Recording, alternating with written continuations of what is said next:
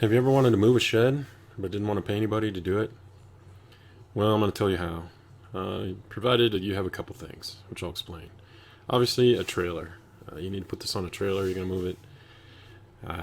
I've seen some people drag trailers. I've seen some videos of that. Pretty entertaining.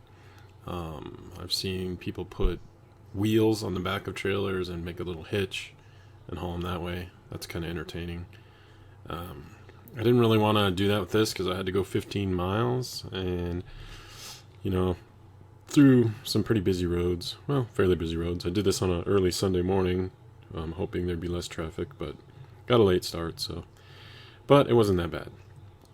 So, how'd I do it? Well, number one, I stole some jacks off my camper. So, I have a pop-up camper, a little lightweight pop-up camper, truck camper, and it's got 4 crank jacks, each capable of 2,000 pounds supposedly. So I thought that'll work. 4 of them that could lift up to 8,000 pounds theoretically. Spreading the weight amongst the 4. So I thought, let me give it a shot. I'll jack it up, and I'll put it on the back of my 16-foot trailer, just flatbed trailer. It's kind of like a car hauler, which you'll see in the pictures here, but.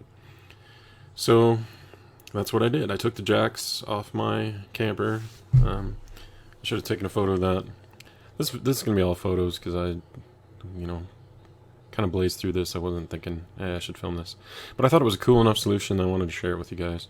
Anybody else who's run into having to move a shed, the ways of doing it, like I said, are kind of the clunky do-it-yourself ways of dragging it if you have to go short distance, or putting on some sort of trailer, but the problem is getting it on the trailer. And this was in the backyard of my in-laws, pretty tight in there. It's like a lot of loose gravel. I didn't want to have to rent a forklift, and this type of a shed has that C-channel steel frame floor, so there's not really a good place to put forks under there without bending the crap out of everything. So would have had to do a lot of prep work to get it to be able to be picked up by a forklift, I think. The other option obviously would be a crane, which would be freaking expensive. So I thought, hey, the jacks work for my camper. Let's take some angle iron and screw it into the studs in the corners.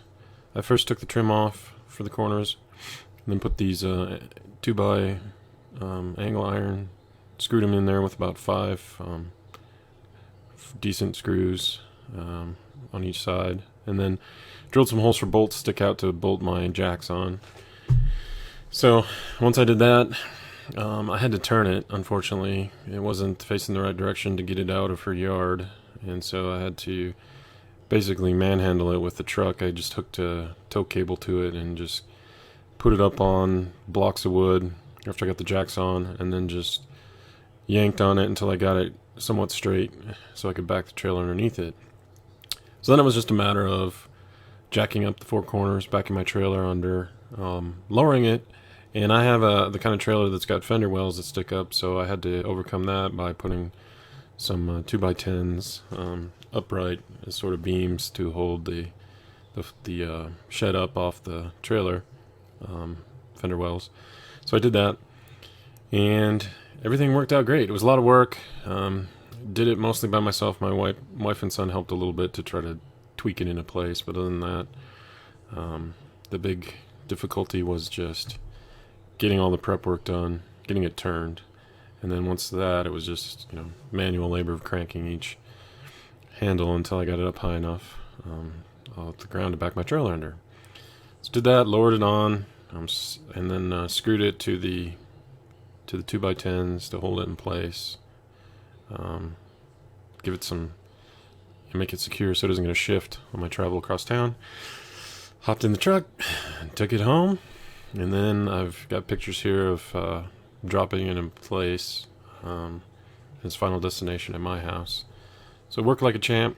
So the only issues if you have access to a trailer and some camper jacks like this is going to be if your shed that you're trying to move has to obviously be wider than the trailer.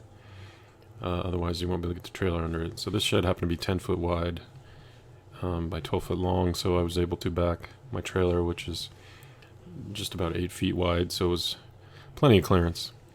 And it worked out really great.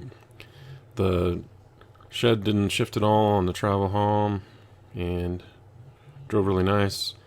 The height was a bit of concern because we got some low-hanging power lines. So if you do this, make sure you got clearance wherever you're driving, and aren't going to catch a power line, because that would have been bad. But yeah, so there's the final product. I hope it's useful to somebody trying to move trying to move a shed by themselves with a trailer, and don't want to pay for, say, a tow truck or something. Because I was looking online, and it seemed like people wanted anywhere from $800 to $1,500 to be able to do all this work to pick it up and move it. So saved myself a bit of money. I think it cost me in lumber and angle iron and stuff. It was under $100 in parts. And then of course it took me I would say about a half a day to do everything. I did it over 2 days, but I prepped it one night and then picked it up the next morning. So now I got the shed in place, and I've turned it into a she shed for my wife and her crafts, and she's going to give me a little heat corner to do my little projects. I have a full shop in my garage, so I'm not too jealous, but she wanted a heated space to work in the winter. We have pretty mild winters where I live, so it's going to work out great. Got it all insulated, got a sunroof on it now, electricity to it, so it's pretty sweet. Maybe I'll show that in another video, but just wanted to show this to you guys and hope you like it. Thanks.